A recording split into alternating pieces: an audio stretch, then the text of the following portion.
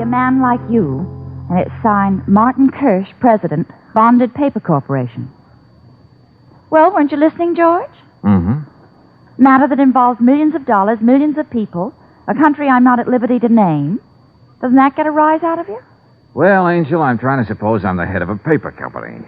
I make paper for water cups, greeting cards, confetti, brown paper to wrap bologna in. I doubt if any of that covers Mr. Kirsch's problem, whatever it is. Now, just what kind of paper would cause a sedately hysterical letter like this one? Your hat, Mr. Valentine? Brooksy, if I didn't have you to read my mind, I wouldn't know where I was going next. The Bonded Paper Corporation.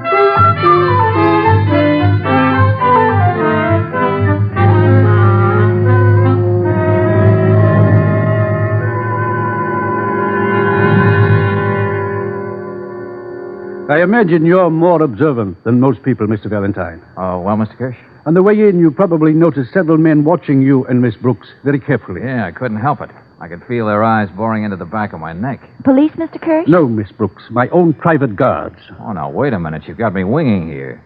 I could understand the precautions if this were a bank or a mint. It's a little of both. But maybe I'd better explain. Yes, I wish you would. This isn't just a paper mill, Mr. Valentine. Ours is a very special organization. One of the very few of its kind in the world. Oh? My family established it more than 100 years ago. The paper we turn out here is used for bonds, stock certificates, negotiable securities, even money for certain foreign countries. Oh, well, now I see what you mean by a combination bank and mint. It's a tedious and very scientific process to make paper so individual that it can't be duplicated by anyone else. Each one of our clients gets his own particular type of paper with characteristic watermarks and secret composition. Well, I knew the government went to all that trouble, Mr. Kirsch. We do the same thing, only on a private basis. Which brings us to what?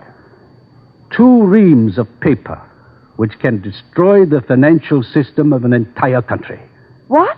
See, Miss Brooks, an expert engraver can make plates that will produce counterfeit money almost impossible to detect.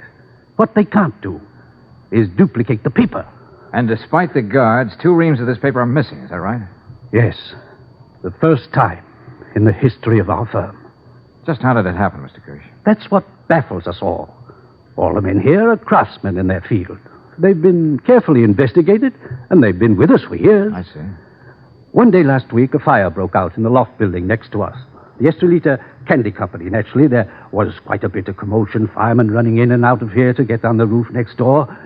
Anyway, at the end of the day, when we took inventory, which we always do, these 2 reams of paper were gone. Stolen. Uh-huh. Well, that doesn't give me very much to work on, Mr. Kirsch. Anyone posing as a fireman could have been in and out of here that day without being noticed. I know, but still that paper must be found at any cost and with the utmost secrecy. Well, what was the paper to be used for? Money, Miss Brooks. Naturally, I can't reveal the name of the country, but consider this. 2 reams of paper, 1,000 sheets on which can be printed currency of any denomination. Millions in currency indistinguishable from the money that's already in circulation. Yeah, I see what you mean. All that lucre suddenly dumped into a country could start one whale of a panic. The mere rumor of this paper being stolen could cause wild speculation. That's why I thought it would be best to deal with one individual like yourself. Oh, I'm flattered. The thing to remember, Mr. Valentine, is that time is of the essence. Whoever stole that paper either has the plates already made or is working on them now. Well, at the moment, I don't even know where to start, Mr. Kirsch, but I'll do my best.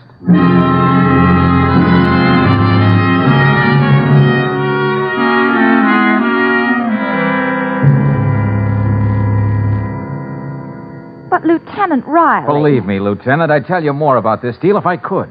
Well... Please, Lieutenant, play ball. Look, I'm not holding out just out of loyalty to a client. This is something big.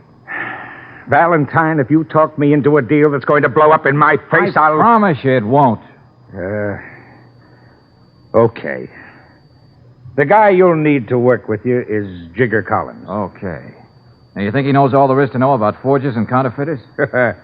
Listen, when it comes to hot money, this guy is an encyclopedia. Why, we got enough on him right now to send him back to jail. Then why is he running around loose, Lieutenant? He isn't. We know where he is and what he's doing every minute. Oh. You see, Miss Brooks, we have to have our sources of information. And Jigger knows that if he doesn't give us the right dope when we want it, we'll slap him right back in the can. Well, thanks a lot for this, Lieutenant. Well, here. I'll give you his address. It's a rooming house, Forsyth Street, number 76. Okay, got it. Maybe I'm getting feeble-minded, but I'll tell you what I'll do. What's that? I'll talk to Jigger. I'll even tell him I'll take the finger off of him if he plays ball with you all the way. Maybe that'll help. You know you can be awfully sweet sometimes, Lieutenant. I'm just trying to... look, Valentine, if this case of yours is so all-fire important, why don't you get going?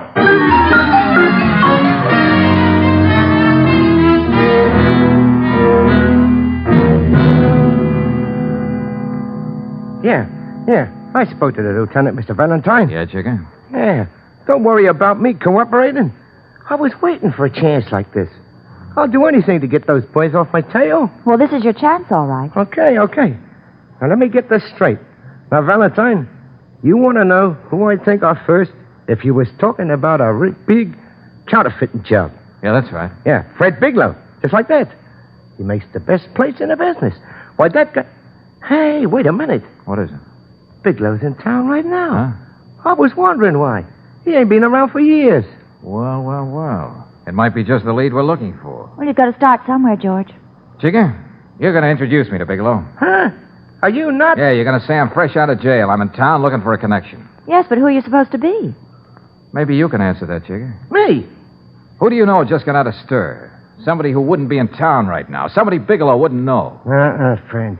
You're playing with dynamite. Fred Bigelow is tough. He makes it a point to know things. Now, for instance, he'd know every ex-con I know. He'd spot you as a phony in no time. Oh, darling, I don't like this setup. You never did anything like this before. Hey, now, look, certainly, Jigger, I can pass for somebody Bigelow would take to his bosom if I'm a good enough actor. Come on, now, think hard. Yeah, I am. Want a cigarette? No, thanks, I don't smoke. Hey, wait. Huh? Yeah. I did a rap back east with a guy named Art Saunders. Go on. And the poor jerk didn't come out. He didn't have no friends, no relatives, no nothing. You could be him. Nobody knows or cares if he's dead. You think fast, Jigger. Too bad you didn't decide to play it straight. You might have done pretty well for yourself instead of being jungled up in this worm-eating rooming house. Oh, I guess it's just the early environment's done it.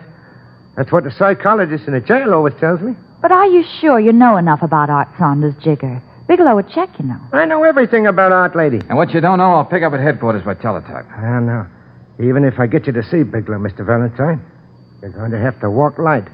Like I said, he don't take in so easy. And like I also said, he's a tough baby. Yeah, well, you just arrange for me to meet him. Yeah, but I don't know exactly where he lives. But I know he operates from the Claremont Hotel. You got my number. Call me up when you get it set. Well, let's go, Brooksy. Okay. You can brief me on Saunders later, Jigger. Okay, Mr. Valentine. George, you're taking a terrible chance. Hold it, Angel, and listen to this carefully. Brooksy, you're as important in this deal as I am. If I line up with Bigelow, it's going to be a long time before he trusts me. Yeah. From now on, you and I don't even know each other. George. But you're my only contact. If there's anything important, we'll leave a message for each other, first with Jigger. If that doesn't work, we can trust Paul behind the cigar stand downstairs in our building. Yeah. And then there's Marcus, the bootblack. You got it straight? Mm-hmm. But, George, how do you know a stool pigeon like Jigger won't call up Bigelow and tell him who you are? I don't know. But then they might... Don't worry, Angel. You'll see me around. A guy'd be a fool not to come back to something like you. George. I'll promise you one thing, Brooksy. When I meet Bigelow, I'll be as much like the late Art Saunders as anybody can.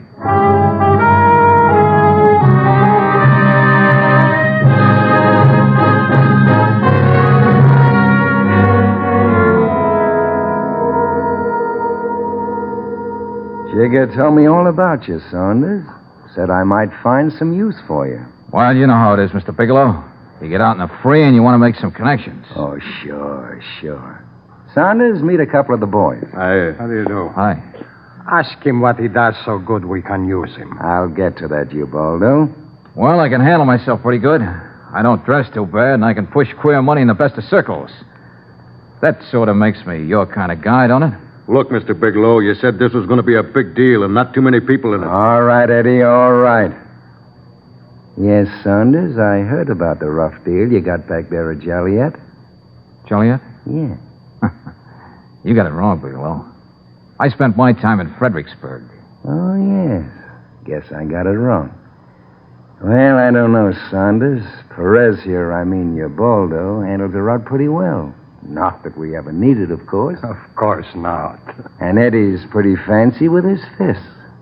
Eddie, why don't you show Saunders what I mean? Hey, what is this? I'll show you what he means. You'll never do it that way, man. Hey, let go. When you swing like that, you might lose an arm. He's breaking my arm. Stop him.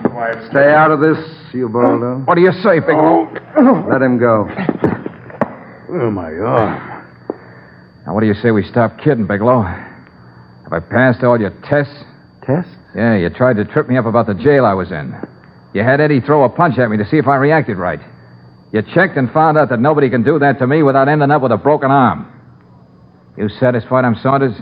I think so. Say, how do you get a hold of a guy's arm like that? I'll show you sometime, Eddie. No, never mind. Okay. When do I begin to work, Bigelow? As of now, but we'll talk about it later.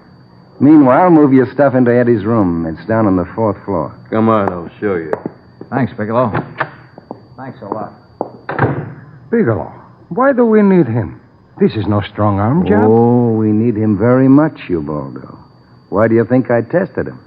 Made him feel we're convinced he's Art Saunders. Well, is he not? No.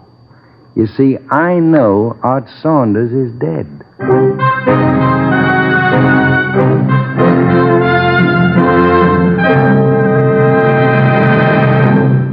We'll return to tonight's adventure of George Valentine in just a moment. Meanwhile, a word about smoother driving. If you've picked August for your motoring vacation, here's a suggestion for making your trip more pleasant. Get a chassis lubrication tomorrow at an independent Chevron gas station or standard station. Here they have more than a dozen different RPM oils and greases. Each one is tailor-made to save wear on parts, to seal out grit, dust, and moisture, to eliminate noise and give you smoother, cushioned riding. And at any of these stations, a thorough grease job is also a clean job. No smudges or smears to worry about. So for happier riding and real economy, get a chassis lube tomorrow at a standard station or independent Chevron gas station where they say and mean, we'll take better care of your car.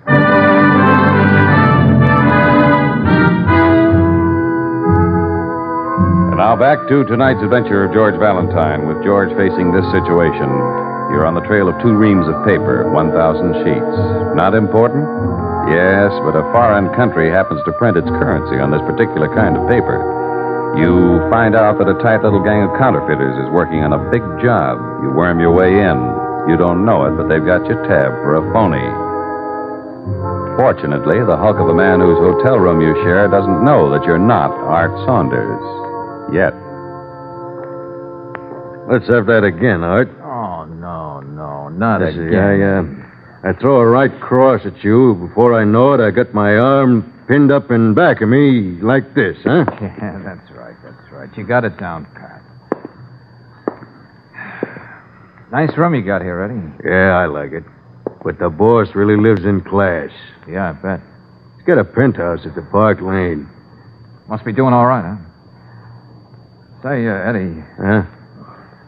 what's this big job everybody's so hepped up about? All I know is I got a soft spot here. I'm trying to be good to myself and clam up. Now, about this arm trick. Suppose a guy comes at you with a left. Wait a minute. Yeah? Yeah, it's me. What's that? Oh, you don't say. Sure, I'll take care of that little thing. That's my specialty. But what about... Yeah. Don't worry, boss. Every minute. Yeah. What is it, Eddie? Something for us to do? No, Saunders, just something for me to do. Oh, wait a minute now. Bigelow didn't put me on the payroll just to hang around like this. How about me coming along just for the ride? No, you stay here. But when I come back, I'll be with you every minute. That's a promise.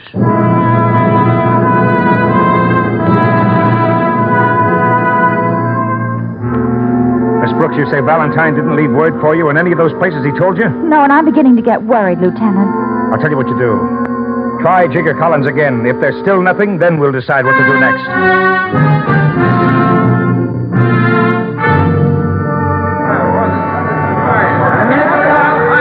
Anybody hurt?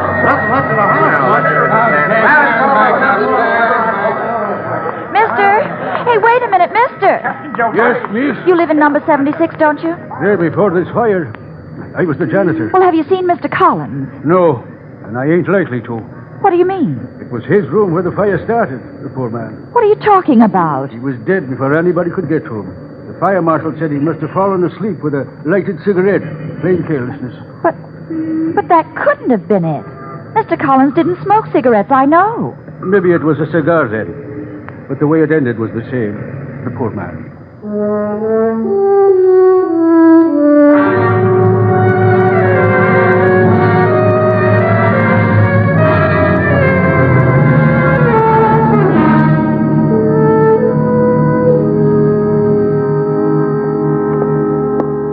I went all through the files, Miss Brooks, when Lieutenant Riley called down here to the record room. Yes, Sergeant, what'd you find? Well, as far as we can tell, only this man here has been connected with Bigelow for any length of time. Huh?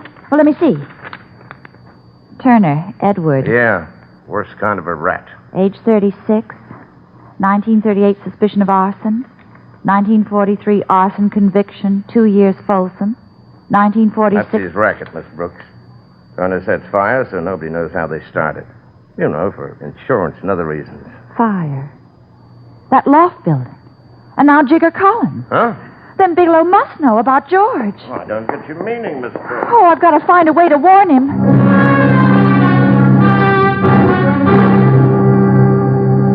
Paul, are you sure Mr. Valentine didn't leave some kind of message here at the cigar stand? I surely would have remembered it, Miss Brooks. Say, where's he been keeping himself anyway?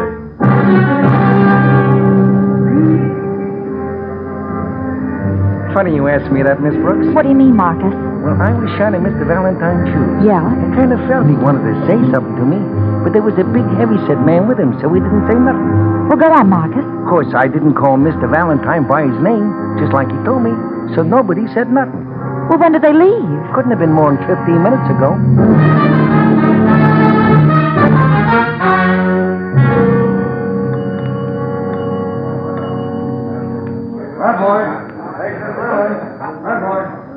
You know, Eddie, I like you.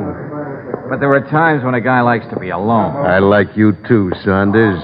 I just want to be around in case you get into any trouble. Yeah. Come on, let's get upstairs to the room.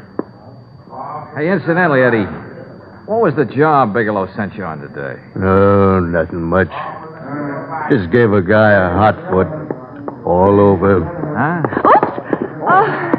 Oh, I'm sorry. I guess I wasn't looking where I was going. Oh, that's all right, miss. No harm done. Oh, it was so clumsy. Oh, here, wait a minute. You dropped your pocketbook. Oh, thank you very much. Let's get going. Nice dish. Hey, Eddie, I could swear I saw her somewhere before. Skip it, Romeo. Let's get upstairs.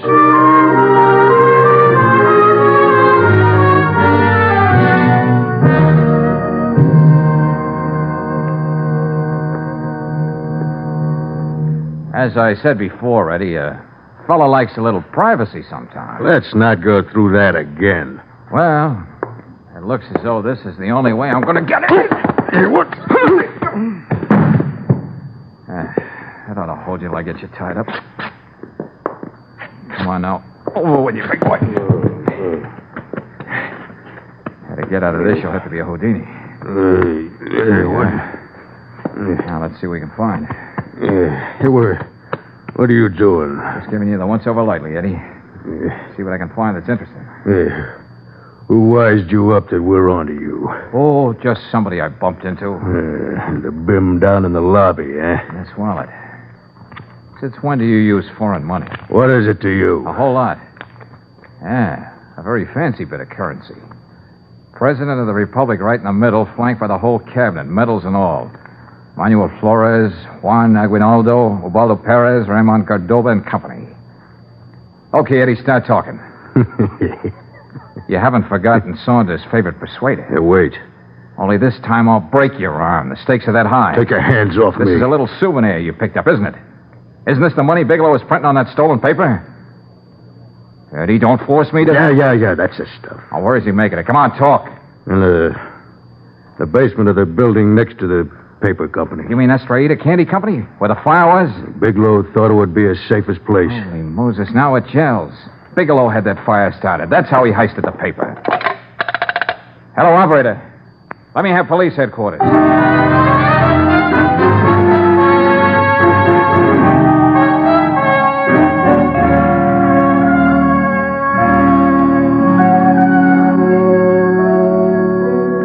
Couldn't wait till you got here, Valentine. Oh, darling, it's so good to see you.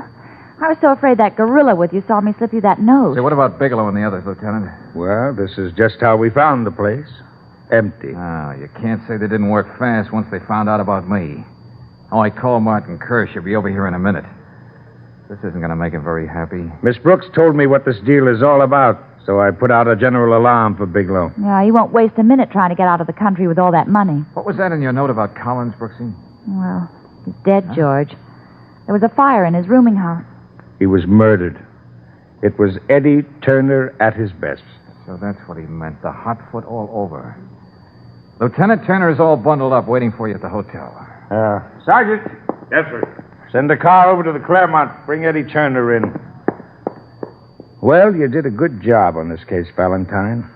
You got a tough break, but don't worry about Bigelow. We'll pick him up sooner or later. I wasn't particularly thinking of Bigelow. What do you mean, George? Good work, Valentine. I understand you traced the paper to the men who stole it. Yeah, Mr. Kirsch.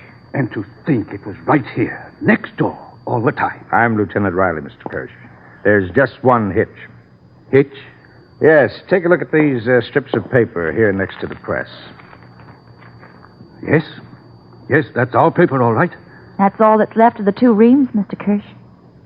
You mean they already printed the money? They have it with them, wherever they are. I'd better sit down. I'm afraid we won't have time for that. Meaning what? I gathered from Eddie Turner that the boss lived at the Park Lane. You don't think he's still there, do you? We'll see when we get there, Brooksy. But I think you'd better come along with us, Mr. Kirsch.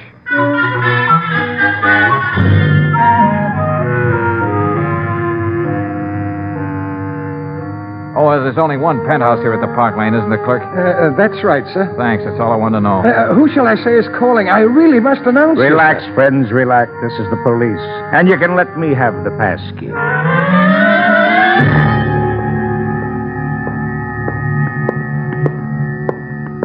Really, Valentine, I wish you'd tell us why you brought us here at all. I don't understand it. It won't do any good now. Well, we can't just give up, Mr. Kirsch. Here we are. Huh? What was it? Hey, Oh, that was a shot. Nice guessing, Mr. Kirsch. Miss Brooks, you better stay back with Mr. Kirsch. Wow. Knocked himself off, whoever he is. Yeah. Did a good job of it, too. Who is he, Valentine? Do you know him? His name's Ubaldo. Who? Ubaldo Perez. how do you know who he is, George? Look, the money. Scattered all over the desk. That's the stuff Bigelow turned out. What in the name of heaven is this? Those half-packed bags should speak for themselves, Lieutenant. Well, this Perez, where does he fit in? Eddie Turner said the boss lived here at the Park Lane. Huh? Well, you're looking at him right now. But Bigelow was... Here, take a look at one of these bills. Thank goodness they're here. When I think what would have happened if... just a minute, Mr. Kirsch. What about this bill, Valentine? Lieutenant, there in the center of the picture is the President of the Republic, Yeah. with all the members of his cabinet. Now take a good look at the third man from the left, the Secretary of War. Let me see it. That would be General Ubaldo Perez, the boss.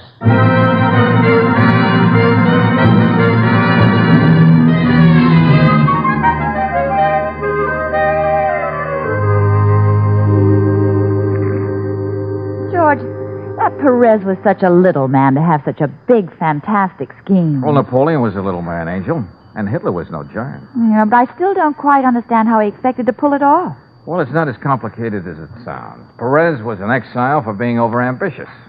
If his country was suddenly flooded with all this new money, well, there was bound to be a panic. In all the confusion, Ubaldo and his followers planned to step into power. Oh. You know, George, I almost wish the clerk hadn't called up and announced us. I would have loved to meet a fabulous character like that. Don't be romantic, Brooksy. He was cornered, and he made the grand gesture, that's all. Oh, yes, darling, I spoke to Mr. Kirsch. Huh? He promised to make a very special kind of paper for my wedding invitations when I get married. The kind of paper nobody could possibly reproduce. You don't say. He's so grateful to us. He promised to work in all kinds of tricky watermarks, Cupid's arrows, lovers' knots, things like that. That's very nice. Doesn't that thrill you? No. It'd thrill me more if he gave you 2 reams of paper they print negotiable bonds on. Oh, you're mercenary. Oh, I wouldn't make a pig of myself, Angel. I wouldn't turn out a single bond after I reached a nice, round $1 billion.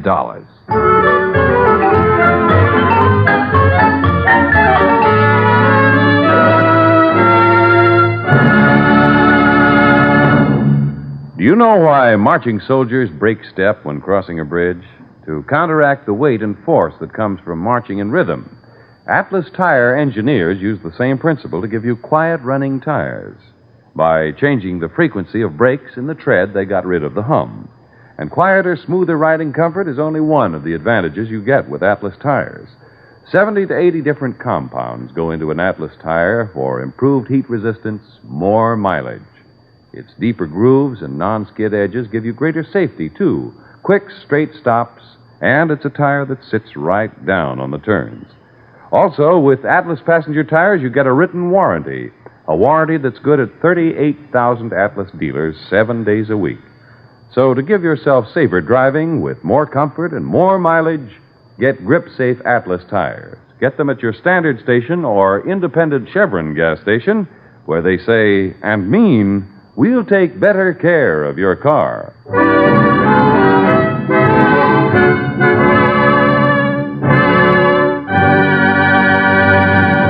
Next week, when you tune our way for another adventure of George Valentine, you'll hear... Hello, George? Yeah, Brooksy? Well, I've only a minute to talk. I made an excuse to get away from Eric for just a moment. Yeah, go on. Eric just told me he gets $1,250 every month. The exact amount Dr. Penford draws out of the bank. Yes, but... Well, why would the son be blackmailing his own father? If I can find out the answer to that, Angel, I'll know who wrote that note to Dr. Penford.